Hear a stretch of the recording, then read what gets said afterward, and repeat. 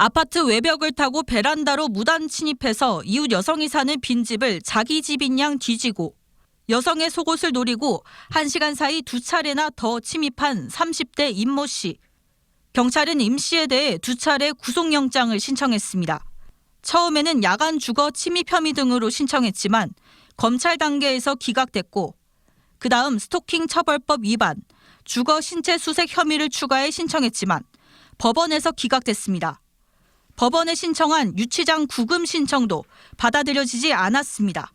되게 심각한 상황인데 영장을 2번이나 기각하고 이런 것들 자체가 좀 되게 이해가 안 되고, 스토킹을 떠나서라도 사실은 여성들이 살고 있는 집에 무단으로 침입해서 한 거잖아요. 되게 심각한 범죄라는 거에 대한 감각이 왜 이렇게 다를까?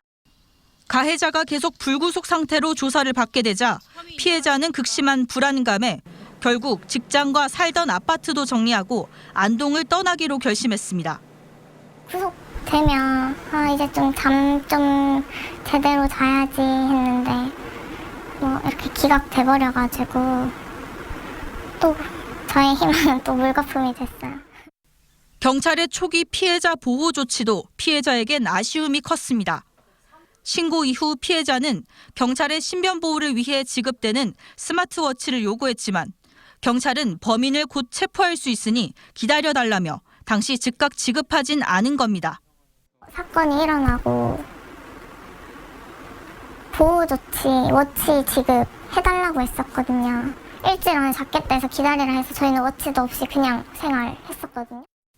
최근 대구와 구미 등에서 스토킹하던 여성을 살해하는 사건이 잇단 가운데 전문가들은 스토킹 범죄 초기 단계에서부터 가해자에 대한 보다 적극적인 제재 기준과 대책이 마련돼야 한다고 말합니다.